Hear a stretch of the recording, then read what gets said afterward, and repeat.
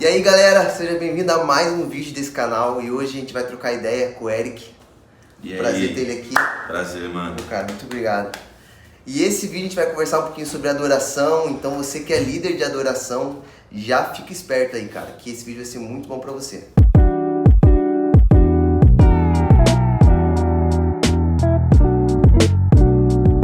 Hoje o Eric, a gente tá falando agora lá de Bragança, lá de Guarulhos, São Paulo. Sim. E hoje ele tá lá na igreja de Juiz de Fora. Pô, cara, se apresenta aí. Bom, sou Fica à Eric, vontade. tenho 26 anos, faço parte da igreja One. Atualmente eu estou lá na igreja One de Juiz de Fora. Eu e minha esposa, nós nos movimentamos de São Paulo, que era a igreja onde a gente servia, para continuar o que a gente estava fazendo em Juiz de Fora e servir a igreja de lá e congregar lá. Top. Então ele tá muito envolvido também com sala de oração. Vocês estão começando também essa parte de sala de oração lá, né?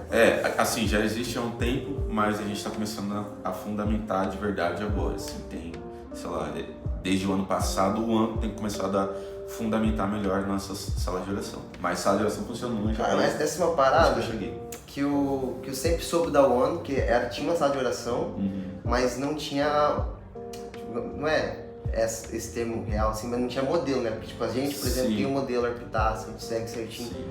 Mas vocês sempre tiveram identidade de sala de oração, né? Sim. Mas, tipo assim, como é que funcionava antes disso? Assim? Assim, quando eu cheguei no ano, em 2016, a primeira coisa que eu fiz no ano foi sala de oração. Então, eu conheço sala de oração desde 2014, 15, mas eu nunca tinha feito uma sala de oração. O contexto onde eu fui inserido, né, em sala de oração foi no ano, desde que eu cheguei. E a gente já falava sobre o modelo Arpitaça, mas é como se a gente tivesse a Arpitaça como um referencial. E a gente pegava aquilo ali e fazia adaptava esse modelo para a nossa realidade. Porque não tinham tantas pessoas, a gente ainda era uma sala de oração muito pequena, era voltado mais para a nossa galera. Então a gente não era uma sala de oração aberta. Não que a gente não recebesse gente, né?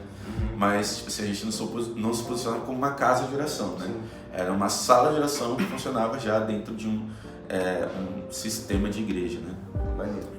Sala de oração precisa de muito construtores, né? Então essa é a parada. E, cara, hoje a gente vai falar um pouquinho sobre adoração, então existe algo que é muito notório, assim, notório não existe. Que hoje é muito difícil nas igrejas, no momento de adoração, não ter uma música da One, alguma coisa no set, né, das músicas.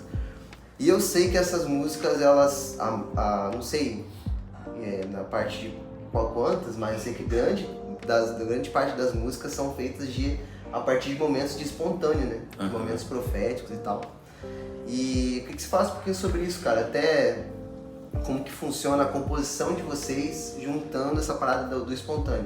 Até sobre, a gente tá falando agora sobre Equibalo, né? Que Sim. foi uma música que, na época que veio, assim, eu acho que ela ganhou lugar antes até da gravação, né? Ah, sim. Aí a galera já ouviu e tal, então pro tempo que tava vivendo era algo muito assertivo, profeticamente falando. E como é que foi, cara, essa composição, essa parada? Pode falar. Na realidade, no nosso caso, em relação à composição, isso é até engraçado. Isso é uma das coisas que eu falo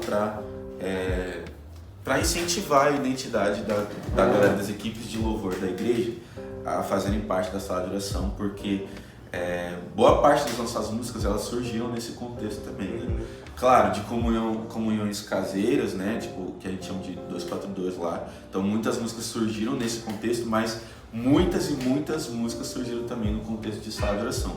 Nas minhas músicas, acho que, sei lá, 80, 90% delas elas surgiram desse lugar de sala de oração lá no ON, inclusive. Então essa é uma das coisas que a gente valoriza muito, né?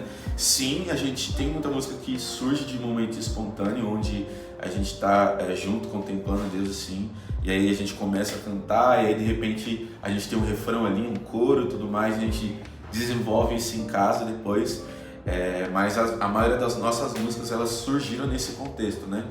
Hoje, o que a gente mais tem feito a gente pega esses coros que surgiram nesses momentos, né? E a gente leva para estruturar eles em casa, conseguir pensar melhor, pensar na mensagem que a gente está querendo construir e pensar nisso biblicamente também, e tentar fazer alguma coisa mais assertiva, assim, mas a verdade é que, tipo assim, sei lá, quase 100% das nossas composições, elas surgem desses lugares de pureza, onde a gente está em comunidade, contemplando Deus, entendendo aquilo que Deus está fazendo, como Deus está se revelando para nós ali, e de repente surge uma canção. E é engraçado que às vezes surgem coros e refrões de gente que nem é músico. Então, tipo assim, sei lá, a gente tá com a galera da igreja, aí fulano que, tipo assim, ele não é um músico, ele enxergou, contemplou em Deus, e ele só começa a responder a Deus assim, e surge um coro dessa pessoa, e depois a gente junta com uma outra música. Então é algo bem leve, assim, bem didático da nossa parte, né? Mas e a própria música do Equibalo, né? Ela foi nesses momentos espontâneos também? Cara, a Equibalo, ela foi... o jeito que ela surgiu, ela foi meio diferente, assim. Por quê? Em 2017, eu tava indo pra uma viagem missionária lá em Imperatriz. A gente foi para passar 2 semanas lá, e na primeira semana a gente ia ficar em uma escola de missões, e depois dessa escola de missões a gente ia pregar o evangelho no meio das aldeias dos índios. E aí eu lembro que a gente já estava falando muito sobre Equibalo, no ano dos nossos cultos a gente já falava. Já era uma mensagem do púlpito da igreja, assim. Isso. O Gabriel Cantarino, não, nosso pastor, ele falava muito sobre isso. Gente, Equibalo, não sei o que, o envio sem direito de retorno e tudo mais. E aí essa mensagem já, tipo assim, mexia muito comigo. E aí no primeiro dia que a gente chegou lá nessa escola de missões, na verdade a gente chegou lá num dia pra noite, a gente dormiu, e eu acordei, tipo, cantando assim: ele veio tabernacular entre os seus, ele veio. E tabernacular não é uma, tipo assim, não é um verbo, né? Não tem. Só que eu acordei cantarolando isso, tipo assim, ele veio tabernacular entre os seus. E era engraçado que a gente ia fazer um devocional que a galera dessa escola de missões já tinha estipulado que seria João e 1 João. A gente ia ler as cartas joaninas, né? E aí é de onde justamente vem esse texto, e eu acordei cantarolando isso antes de ler. E aí esse negócio ficou na minha cabeça, e eu ia ministrar louvor nessa escola de missões, né? De noite. Só que o que aconteceu? Eu comecei a perceber que nessa escola de missões tinham muitas pessoas que eram de tribos indígenas. E isso explodiu a minha cabeça, porque eu comecei a ver, tipo assim, cara... Que já tinha sido alcançadas, assim. Deus tá levantando os índios pra pregar pros próprios índios. Que irado. E aí, tipo assim, eu comecei, meu Deus do céu, Equibalo, tipo assim, Deus, ele trouxe uma mensagem de Equibalo dentro das aldeias indígenas pra levantar índios missionários que pregavam para as próprias aldeias. Muito forte. E aí eu sempre falo que Equibalo foi uma mensagem que surgiu no meio dos índios, que eu olhava para eles e falava assim: mano, isso aqui é Equibalo, é Deus enviando esses índios sem direito de retorno para pregar para eles mesmos. E aí eu lembro que a primeira vez que a gente ministrou Equibalo foi inclusive nesse dia de noite, e só tinha o refrão e esse começo, tipo, ele veio tabernacular entre os seus. E aí depois a gente cantava Equibalo, e era como se toda aquela galera já conhecesse esse refrão, mesmo se a gente nunca ter cantado ele, porque era uma verdade tão real para aquele momento ali, que foi como se Deus estivesse ativando a gente ali, tipo assim, cara, Deus está levantando um movimento missionário que é sem direito de retorno, e que se move em cima desse envio radical, mas não só se move em cima desse envio radical, mas em cima da oração, né? Porque Mateus 9,38 é Jesus ensinando a gente a clamar, né? Assim, orem, né? Roguem ao Pai para que Ele envie trabalhadores. E isso foi que ano? Isso foi em 2017. 17. A música foi gravada só em 2020, né? E foi bem, tipo assim, a gente tava falando sobre a época que foi Descende, foi a galera voltando aos olhos para as missões, né? Sim. Embora tivesse várias conspirações sobre esse tema, mas o importante é que o Brasil estava olhando para missões, estava olhando para a grande comissão, né? Sim. Muito bom. E aí eu lembro que, tipo assim, isso é uma parada muito interessante, que a Equibalo, além da mensagem de o envio missional, ela também tem a mensagem de oração por trás, porque a palavra Equibalo, quando Jesus usa ela ali em Mateus 9,38, ele não está falando só sobre o envio, ele está falando sobre a oração, pedir ao Pai para que ele envie trabalhadores, né? Então, eu acho que, tipo assim, a mensagem de Equibalo, ela tem essa junção entre o envio e a oração que comporta o envio, né? Então, tipo, a oração que sustenta o movimento missional e o movimento missional que traz ênfase para a oração. Então era uma... As duas coisas caminham juntas. Exato, era uma junção até das duas coisas. Se você não assistiu, eu gravei um vídeo com o Michel e ele falou sobre isso, assim, a gente tem que mudar essa concepção da oração mais ação. Orar é uma ação. Então as missões, elas não são paralelas, assim, as duas se conectam. Sim. E cara, falando sobre essa parada espontânea e tal, e criar músicas a partir disso, essa parada de pegar momentos proféticos e transformar em canções tem muita responsabilidade do líder de adoração. Sim. Dele ter essa percepção, né? Tipo, sim, cara, pera, esse que eu tô tocando é algo sério. Ou tipo assim, esse tema que Deus quer construir, então eu vou desenvolver. E até eu já vi muito na One isso, do líder de adoração começar a desenvolver uma parada que tipo assim, tá tudo tranquilo e no final Deus responde assim com uma parada muito sobrenatural. Mas vai de uma construção, né, desde o começo. E como é que é pra vocês lá na ONU, assim, tipo assim, vocês têm um treinamento pros líderes de adoração da comunidade ou tem um processo pra passar essa visão, né, tipo essa percepção? Sim. Cara, uma das coisas que mais me impressionaram quando eu cheguei no ONU era como eles já valorizavam o estudo e o ensino das escrituras, né? E, tipo assim, eu já era há muito tempo de igreja e tudo mais. Só que, tipo assim... Sabe quando que você chegou na ONU mesmo? Eu cheguei no ONU em 2016. 2016. Isso. E só que eu já frequentava a igreja, ia pra igreja desde 2011, né? Uhum. E eu lembro que na minha época, assim, quando eu cheguei em igreja e tudo mais, tinha aquele que talvez seja uma coisa que perdure até hoje, que é aquele negócio, tipo assim, cara, quem ministra louvor não precisa se preocupar com o ensino da palavra, ele não precisa estudar as escrituras. Só que eu sempre fui uma pessoa extremamente curiosa, eu não era uma pessoa tão estudiosa assim, né, para aquela época, mas eu era muito curioso, então, tipo assim, eu era uma pessoa que pesquisava muito, e eu já não concordava com isso, que eu falava assim, cara, tipo assim, o que a gente vai cantar sobre Deus se a gente não sabe quem que é Deus, né? Uhum. E aí eu ficava tipo assim, mano, não faz muito sentido. Daí, quando eu cheguei no, eu lembro que o quanto a galera já valorizava o estudo das escrituras e a própria galera do louvor, a própria galera que se movia em adoração já valorizava muito o ensino e o estudo das escrituras. E isso é algo que, de fato, influencia a gente no momento da nossa composição ou até de fluir espontâneo, porque os nossos espontâneos, é como se a gente estivesse só cantando, sei lá, um trecho bíblico, ou a gente só trazendo melodia em cima de algo que já foi escrito. E então é como se o nosso espontâneo ele fosse uma consequência daquilo que a gente já está estudando, daquilo que Deus está falando com a gente através das escrituras, mesmo em um momento extremamente profético, né? Porque esses momentos proféticos que você está falando, eles surgem ou em um momento de adoração em comunidade ou em uma sala de oração. Sim. Que são os dois jeitos que a gente compõe muito no ano. Ou a gente para, né? Tem também os momentos que a gente para, tipo assim, pega o violão, a Bíblia, começa a estudar um assunto ali e tal, e a gente começa a cantar sobre isso.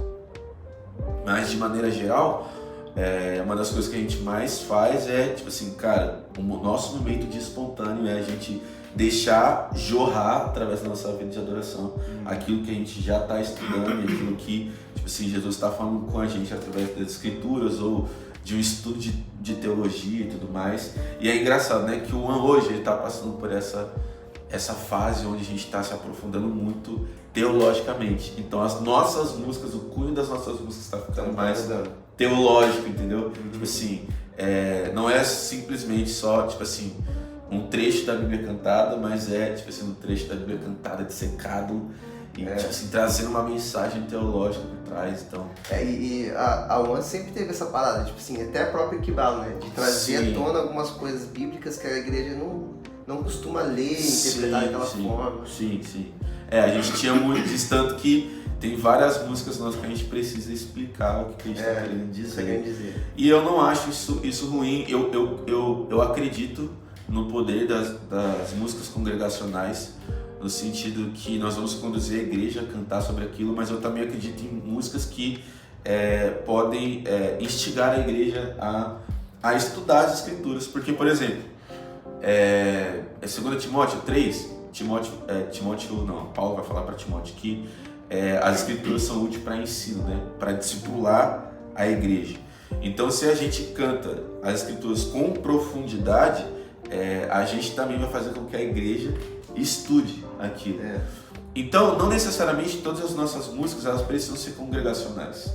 Elas precisam ter uma mensagem bíblica que vai fazer as pessoas, tipo assim, pararem, tipo assim, cara, não entendi essa música. O que ele está querendo dizer com essa música? Então, existe um valor nas músicas que nós não tocamos nos cultos de domingo também. Entende? Naquelas músicas que são músicas só para você ouvir. Tipo assim, uma música que é só uma mensagem para te impactar, para tipo assim, pô, meu Deus, eu nunca tinha parado para pensar nisso daqui. Cara, olha o valor que existe nisso aqui, cara, realmente eu preciso ir fundo nisso aqui, eu preciso estudar isso. Eu acho que também o líder de adoração tem que ter essa percepção, que existem músicas e músicas. Tem músicas que é para momentos específicos, a gente tava falando sobre isso agora, né? Momentos específicos do culto, ou tipo assim, pô, tem uma mensagem que o cara trouxe sobre esse tema da música. Sim. Mas porque a gente tem esse costume de ir cantando várias músicas no set que tem vários pontos diferentes, né? Assim. Cara, porque um dos erros que eu observo hoje é que a igreja, os ministros de louvor das igrejas estão extremamente viciados em medley. E esses medleys, eles são uma mistura do que das músicas que dão certo. Então, de certa forma, é como se a gente estivesse manipulando a igreja a fazer algo que a gente quer que elas façam. Então, se eu quero que a igreja responda de alguma forma, eu pego as músicas que são mais ouvidas, né? E aí eu vou fazer um medley dessas músicas. Por quê? Porque eu sei que a igreja vai responder, porque são as músicas que a igreja gosta de ouvir. Mas na verdade a gente não está respondendo a uma revelação, porque isso é a adoração, né? Responder à revelação de quem Deus é. Então a gente não se importa tanto com a revelação de Deus, a gente se importa com o jeito que a igreja vai se comportar. Então, para a gente manipular a igreja a responder do jeito que a gente quer que a igreja responda, a gente pega várias músicas, que são as músicas estouradas aí no Brasil. Que dão certo. Que dão certo. A gente junta tudo, mesmo elas não tendo nada a ver umas com as outras. E é engraçado, cara, que hoje, isso é uma das coisas mais bizarras que eu já vi, assim. Tipo assim, a gente tá vivendo um momento onde os músicos descobriram que as redes sociais são uma forma de impulsionar o seu ministério dentro da área de música na igreja. Então a galera pega as músicas que estão em altos e eles começam a gravar, tipo assim, stories, reels e tudo mais, e solta isso lá. Nada contra, né? Só que nisso a gente consegue observar várias coisas. Por exemplo, teve um dia que eu vi a galera pegar uma música que tem, tipo assim, música sobre o fim dos tempos, né? Que tem uma visão teológica sobre o fim dos tempos. E juntar com uma outra música que não tem... não é a mesma coisa, entendeu? Tipo assim, é uma visão sobre os tempos e outra visão sobre... Por exemplo, sei lá, uma música que tipo assim, claramente está falando sobre uma parada pré-milenista, do pré-milenismo histórico, e outra música do, tipo assim, amilenismo ou, tipo assim, pré-tribulacionista, tá ligado? E aí junta as duas coisas, tipo assim, a música sem que é sobre... são diferentes, né? A música pós-tribulacionista e a música pré-tribulacionista, tipo assim, junta no medley só porque as duas músicas rodaram o Brasil, assim. E acho que isso é, pra mim, um dos maiores absurdos, porque a gente não tá parando pra ouvir, tipo assim, observar e julgar nas escrituras aquilo que a gente tá cantando, entende? E tipo assim, você pode discordar de uma música teologicamente, mas se essa música ela for bíblica, não necessariamente ela é uma música ruim, ela só é, tipo assim, fora da sua cosmovisão. Só que isso não significa que a gente deve pegar, tipo assim, as duas músicas e juntar, tá ligado? Tipo, isso não faz sentido. Esse parada que tem envolvendo nisso também, tem uma parada que eu ia falar também, perguntar pra você sobre... É uma pergunta estranha, só que realmente a galera muita gente não sabe compreender o que é esse momento espontâneo, né? Então, não é só pegar o violão e começar a falar coisas que vem na sua mente.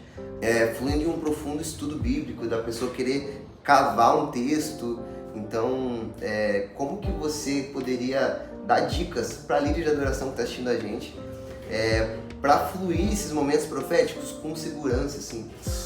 Dicas práticas, não só tipo assim, não só sobre ler a Bíblia, mas, sei lá, sentar com os músicos, conversar sobre uma revelação bíblica que ele está tendo, não sei. Uhum. Cara, eu acho que a maior dica que você pode dar para alguém que quer fluir em cânticos espontâneos é: pegue a sua galera, pegue todo mundo assim, monta a sua banda lá e começa a ministrar em cima de uma harmonia ali e tal, e não canta absolutamente nada, só fica em silêncio, olho fechado, só contemplando.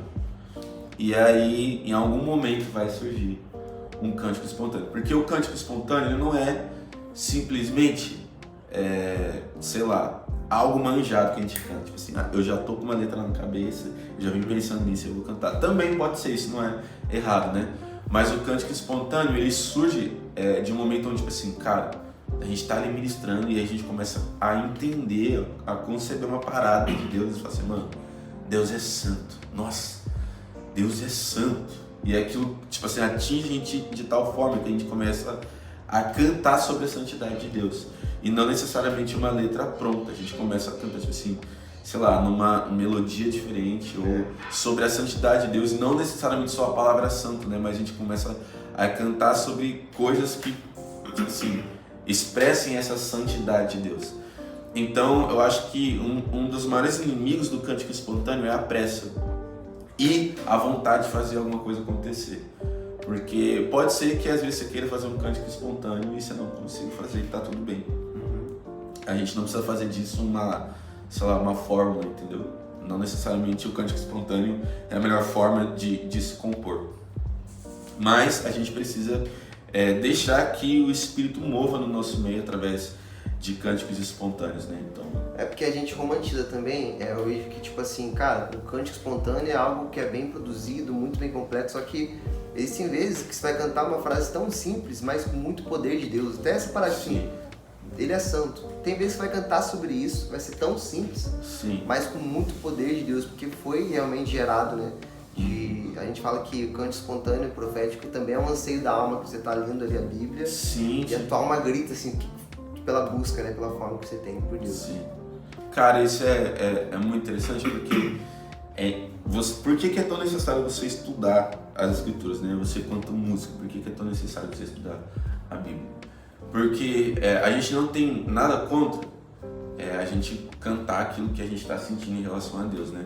Os salmos são cânticos da nossa alma. Mas também existe um momento onde a gente precisa começar a declarar para Deus aquilo que Deus já sabe que Ele é. E a gente encontra isso nas Escrituras. Então a gente começa a recitar. Deus, né? Exato, recitar as Escrituras para Deus. É como, tipo assim, um Deus que não se esquece de nada, mas que ama ser lembrado. Então, tipo assim, mano, Deus ele ama ser lembrado das suas promessas, Deus ama ser lembrado a respeito de quem Ele é, mesmo sem nunca ter se esquecido. Isso faz parte do desejo ardente de Deus por comunhão. Então é como se, tipo assim, cara, eu não preciso que vocês me afirmem, mas eu amo quando vocês me afirmem, sabe? É que, tipo, quando a gente tava falando até no vídeo sobre Israel, que saiu hoje, a gente fala sobre Isaías 162, que é um dos textos que mais dá ênfase no nosso chamado de missionário intercessor. Sim. E Deus fala lá, cara, que Ele vai levantar vigias que não vão descansar e não vão dar a Deus descanso. Você fica pensando, cara, mas Deus já não descansa, mas como assim não dá a Deus descanso? Toda hora fica, Deus, lembra das suas promessas, Sim. E essa parada, né? Até, tipo assim, no The Good Village que eu fui agora com a galera, tem aquela música Yahweh que vai ser lançada, acho. Caraca, mano, é uma música tão simples, tão curta, aquele refrão, mas, cara, muito poderoso. Sim. Essa parada, né, assim, gerado no coração mesmo. Sim. São canções que são geradas através desse espírito que tem um anseio ardente pela comunhão com Deus. Elas edificam o corpo de Cristo. Então acho que mais do que a gente compor a respeito das coisas que tá dando certo, tipo assim, sobre o que estão cantando hoje no Brasil. Estou cantando escatologia, então vou cantar escatologia. Não, cara, tipo assim, o que Deus quer ouvir, sabe? Tipo assim, como Deus está se revelando para mim aqui, eu vou cantar sobre isso. E isso é importante, porque são canções que nascem não pensando em músicas que vão estourar, não pensando em como dar certo, mas pensando tipo assim, o que Deus quer que eu lembre ele hoje. E a música, tipo assim, se não deu certo no Brasil, mas deu pra sua comunidade, pô, você já alcançou uma glória muito grande. Sim, e eu vou mais longe ainda, quantas canções você tem que Deus nunca deixou você liberar essas canções? Quantas canções você tem que são canções que ficaram no seu quarto? Cara, essa é a realidade. Se a gente tem mais canções que a gente canta pra fora do que canções que só Deus conhece, existe alguma coisa que não tá certo. Que não tá certo, alguma coisa errada aí. Então você vai ficar com essa última pedrada aí. Cara, é isso. Quero agradecer. Obrigado, mano. Obrigado por estar aqui. Muito obrigado por ter dado o seu tempo pra falar com a gente sobre isso. Muito obrigado pra você que tá assistindo os conteúdos aí. Provavelmente você tá aqui, você já conhece o Eric, mas vou deixar mesmo assim o Instagram dele aqui. Você também me acha lá, se você quer ver mais, lá eu também passo mais sobre a minha missão aqui no Rio de Janeiro, indicações de materiais, então eu vou deixar aqui na tela também, Yudi Sasaki. Muito obrigado por ter assistido, é isso. Então se você quer mais conteúdos legais, vai ter um aqui no final pra você ver. Tamo junto, galera. Valeu! É nóis!